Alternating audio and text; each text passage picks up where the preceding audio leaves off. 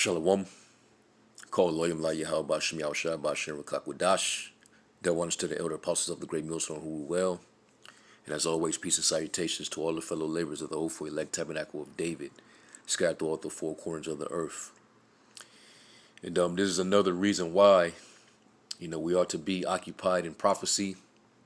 We're seeing, major crisis that's leading to a lot of unrest all throughout the world, in which we all know that these things were to come as prophesied. And to roughly paraphrase Luke 21, where it says, you shall hear wars and commotions. And that's, the stages of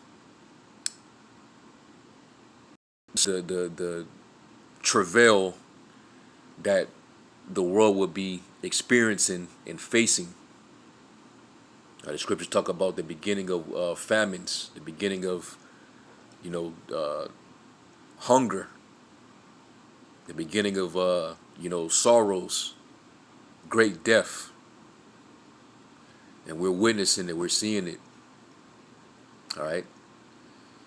So what I have on the screen is a video clip, which your brother had posted on the chat. And this is based in Durban, South Africa. Now, the backstory to why there's so much, turmoil, why everybody out there is, tearing shit up, is because you had a former president, Zuma, that got arrested, and the people didn't agree with his arrest. Whatever it is that they're blaming him for, they actually looked up to this particular guy. And this was after, this is almost 30 years after apartheid was ended. There's still inequality. So, they felt that, there was unfairness in the arrest of this particular president. So following his arrest, they took it to the streets. And it resulted in over 72 people losing their lives. You had over 1,200 people that got arrested. And you have the people descending into, a lot of looting and rioting. And now you look at the cities, it's in ruin. All right, they tore that motherfucker up, man. And I'm getting ready to play this clip so you can see, this, you better believe, once the people here in America start to feel that squeeze, once it get tighter and tighter, you're going to see the same behavior. You're going to see the same outcome. All right? It's going to come right over here to Babylon the Great. It's only a matter of time. Okay? So without further ado, let me just play this little clip. It's only about 27 seconds. Alright, so this is Queen Nandi Drive now this morning.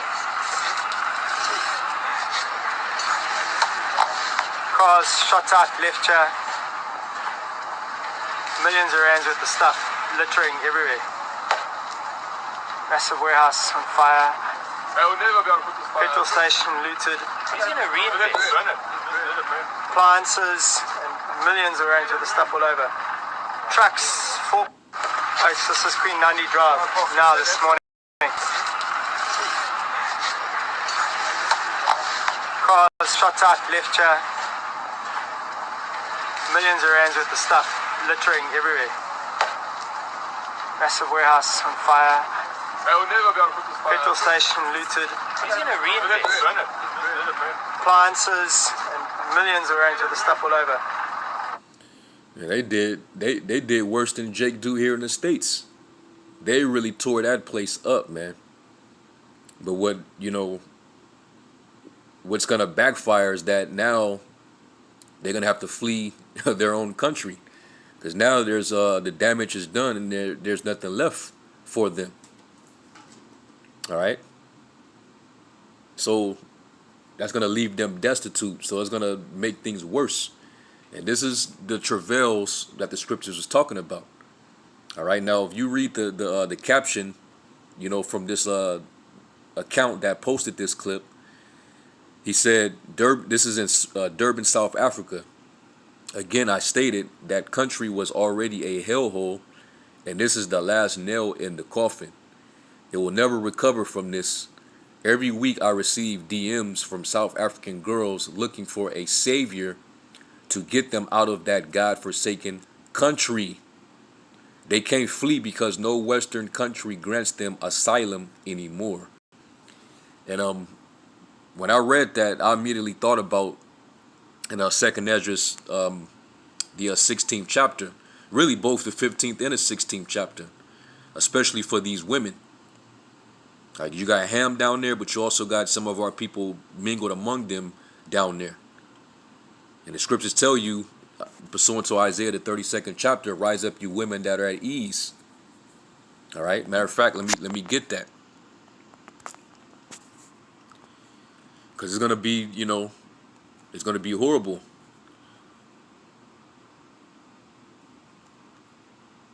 All right, let's get Salat. I meant to go to the blue letter. Let's go to Isaiah 32 real quick. And I'm not gonna harp on the women, but this is just an example. Based on what was said, those women are in a bad place, and they're seeking for security. They're seeking for protection, because they didn't lost that. Everything is in ruins. Isaiah 32:9. Rise up, you women that are at ease. Hear my voice, you careless daughters. And those women, they already had it rough living in those impoverished countries. But you women over here in the States, you got it real good. You got it better than every other woman on the planet. So you're definitely careless. You're at ease, man. You're in prosperity here. Okay? But what are you going to do when America becomes like South Africa, the way it is right now? Or like Venezuela? All right? Or Nigeria? What are you going to do? It says, give ear unto my speech. Many days and years shall you be troubled, you careless women, for the vintage shall fail, the vintage shall fail, the gathering shall not come. Tremble, you women that are at ease, be troubled, you careless ones. Strip you, make you bare, and gird sackcloth upon your loins. All right, because it's going to get bad, man. All right, while you over here being proud, all right, having that feminist mindset, saying, thinking that you're equal with the men. Well, you're gonna be reminded that you're not equal when all hell breaks loose. As you can see from the caption in that video, that them women, they're getting in men's, they're desperate, getting in men's DMs, seeking for them to actually help them. All right, and the scriptures tell you that also. When you go into the Apocrypha, are you gonna have young women that gonna mourn because they don't have husbands to help them? So they're gonna be looking for that help. That Second Esdras 16:33, it says, the virgin shall mourn having no bridegrooms, the women shall mourn having no husbands, their daughters shall mourn having no helpers. You see that? So these women are gonna be without help, without that security. They're gonna be desperate. And when that condition gets here to the States, that's when Isaiah 4:1 is gonna kick in, because that's when reality is gonna set in for a lot of these women. All right, but anyway, not to harp on the women. You saw what just happened, and how that place, that whole town was left. It was left in ruins, and this is all biblical prophecy. Let's go to 2 Esdras 15 real quick, and let's get I'm gonna start at verse 14. Because the whole world got to feel this. All right, the Lord, He's sending the scourge, from one end of the earth even to the other, because we're coming into the time of Jacob's trouble. Everybody got to feel it, man, because the Lord, He's angry with the world. Wickedness have exceedingly polluted the whole earth, and therefore their hurtful works are fulfilled. All right. So it says, verse 14, it says, woe to the world and them that dwell therein. For the sword and their destruction draw up nigh, and one people shall stand up and fight against another, and swords in their hands, and that's the division. You're gonna have people rebelling against their governments.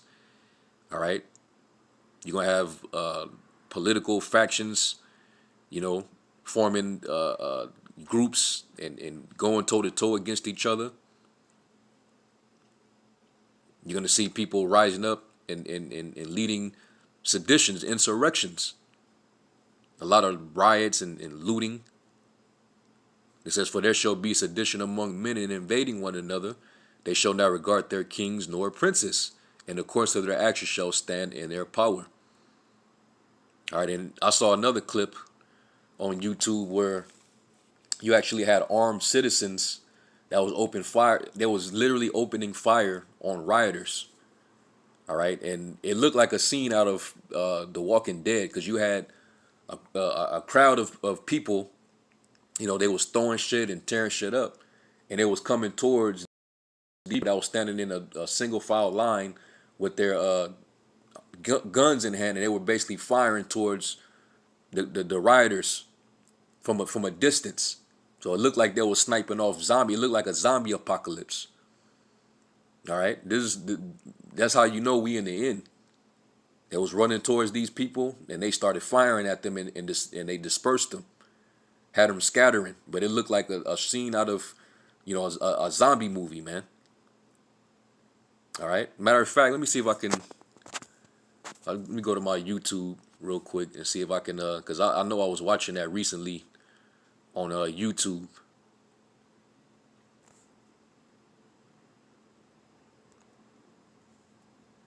Yep, here we go. Don't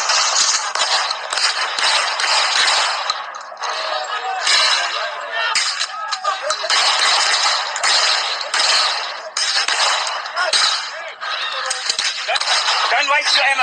Yeah, stop. Let them come.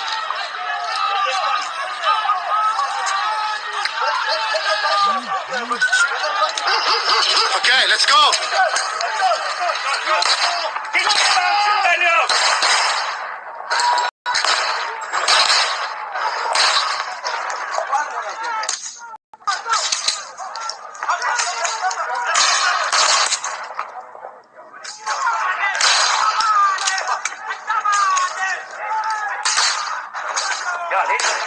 Oh, it went too hard.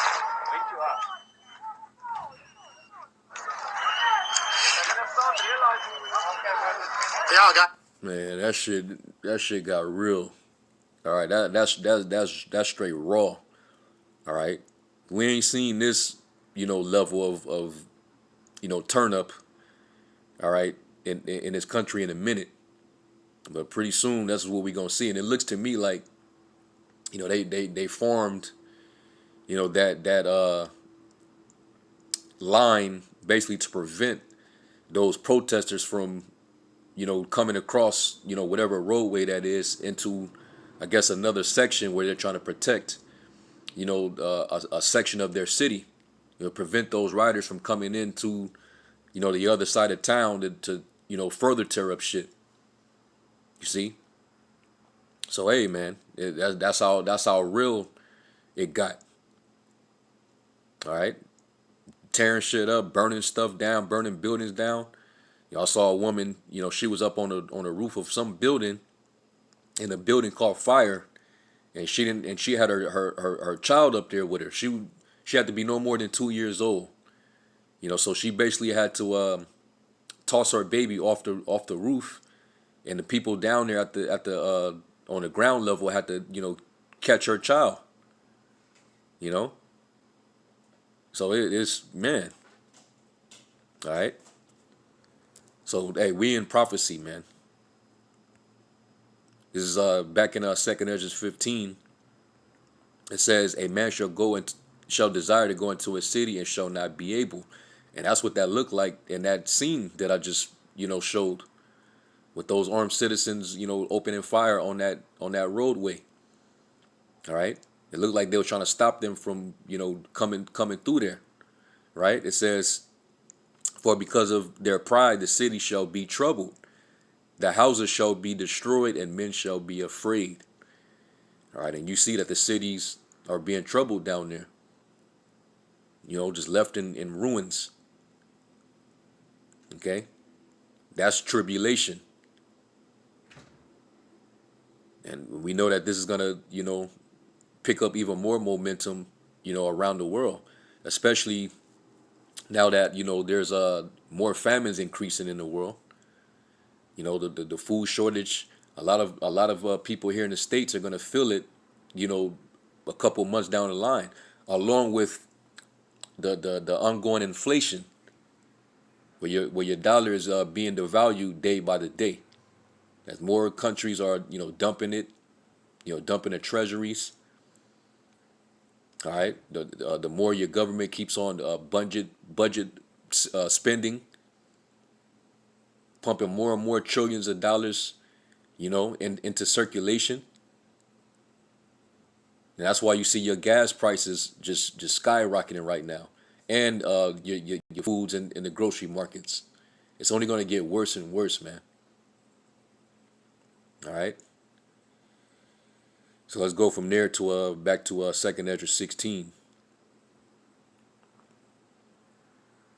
2nd Ezra 16 and 17, it says, woe is me, who shall deliver me in those days? And that's Prophet Ezra speaking. He saw these times, and he was afraid. He knew that he would be back and have to live through that. All right, he saw this, 3D, man. It says the beginning of sorrows and great mournings, and that's what we're seeing in the world. All right, when the wicked beareth rule, the people mourn, and that's why these people are taking it to the streets, displaying their disapproval of the corrupt governments that rules over them. Over there in Cuba, over there in Haiti, they president got assassinated. Come to find out, he didn't usher in that damn injection, so they clipped him out, and then now they finna send thousands of doses over there. So hey, it's beginning, man. Global tyranny it's a takeover right now.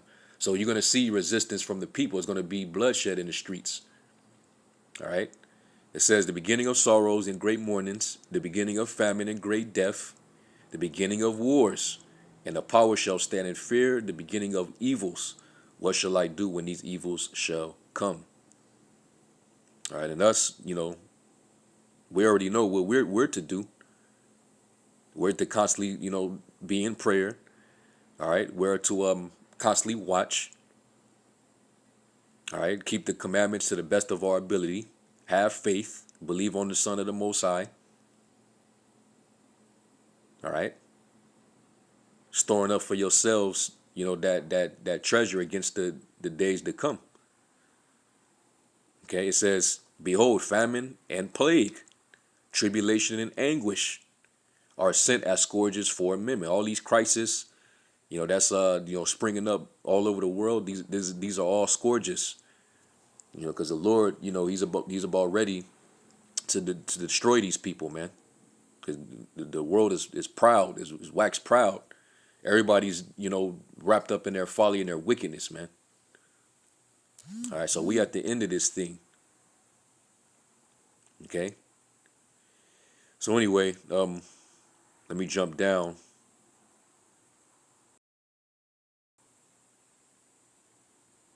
Let's go to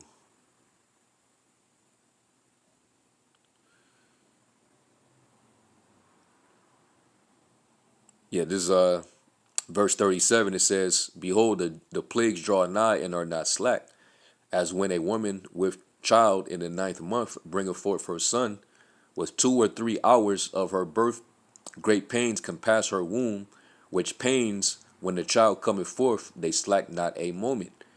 Those contractions, when she's going into labor, it gets worse and worse as it progresses, before the baby actually comes out the womb. And that's what, these nations are starting to feel and experience. And that's why you're seeing, the people are in mourning. And people out there, taking it to the streets, going crazy, going nutty. All right. And we're going to see that here in the States. I think what happened last year, which was all controlled, really, it was all set up, was coming in this time when all hell breaks loose and Esau has no control, we're going to see what happened last year. That's going to be like child's play. It's going to be much worse. All right. And you see the violence, happening from city to city. People taking each other out, man. People are on edge. They're just so quick to, take somebody out. This is what happens when people get to starving. They'll become, restless.